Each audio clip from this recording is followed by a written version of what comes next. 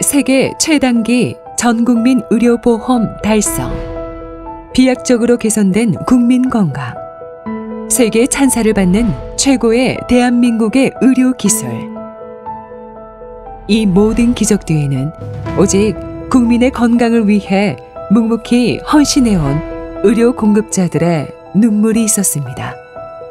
하지만 지금 긴급한 상황이 벌어지는 응급실에서 의료진에 대한 폭력 사건이 자주 일어나고 있습니다.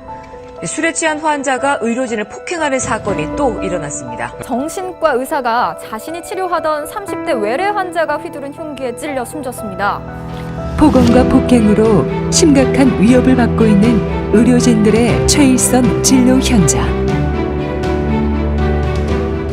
집에도 못 가고 간이 침대에서 잠을 자면서 일을 해온 윤한덕 중앙응급의료센터장이 과로로 숨지면서 인천의 한 대학병원에서도 전공의가 36시간을 연속 근무하다가 숨진 채 발견됐습니다. 붕괴된 진료 전달 체계 속에서 과로로 쓰러져 가고 있는 국민 건강 지킴이들. 신생아 4명을 숨지게 한 혐의를 받는 이대 목동병원 의료진 3명이 오늘 새벽 구속됐습니다. 폐렴을 앓고 있던 8살 아이를 변비로 오진해서 결국 숨지게 한 의사 3명이 법원에 실형 선고를 받고 법정 구속됐습니다. 희귀 질환에 대한 오진을 이유로 의료진이 법정 구속되는 등 의료진의 권위는 갈수록 심각한 위협을 받고 있으며 고위험군 전공의 기피 현상 또한 나날이 심해져 현재도 수많은 외과와 분만 기관들이 문을 닫고 있습니다. 이처럼 척박한 환경 속에서도 사명감 하나로 버티는 국민 건강 지킴이들에게 현재 건강보험 재정의 15%라는 턱없이 낮은 의료 수가는 그들을 더욱더 절망적인 상황 가운데 몰아넣고 있습니다. 이 같은 심각한 상황 속에서도 여전히 근시안적인 정책만을 내놓고 있는 정부.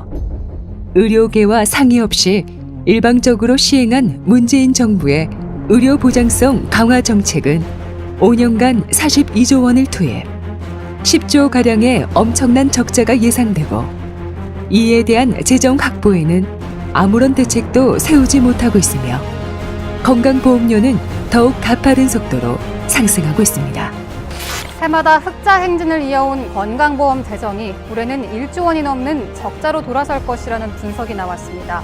문재인 케어 시행으로 2년 만에 건강보험 재정에 빨간불이 켜졌다는 건 이미 수치로 확인된 바 있습니다. 지난해 건강보험 보장 강화 정책이 본격 시행되면서 7년째 흑자 행진을 이어가던 건강보험 재정이 단기 적자를 기록했습니다. 또한 해결을 약속해왔던 의료 수가 정상화 문제는 계속해서 외면하고 있습니다. 의료 수가 체계도 합리적으로 개선하겠다는 것이 정부의 방침입니다. 이제는 우리가 무너진 대한민국 의료를 다시 일으켜야 합니다.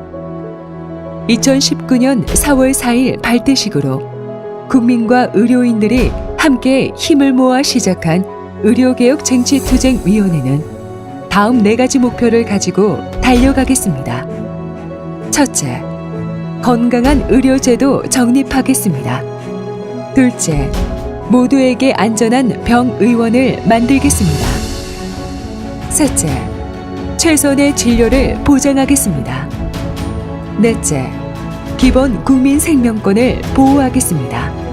의료개혁쟁취투쟁위원회는 한국 의료의 정상화를 위해 온 힘을 다해 끝까지 싸울 것입니다. 의료개혁, 이제 의료인들의 문제가 아닌 국민의 문제입니다. 국민과 의사가 함께 손을 잡고 상식이 통하는 의료제도, 건강한 대한민국을 만들어야 합니다. 함께하면 희망입니다. 의료개혁쟁취투쟁위원회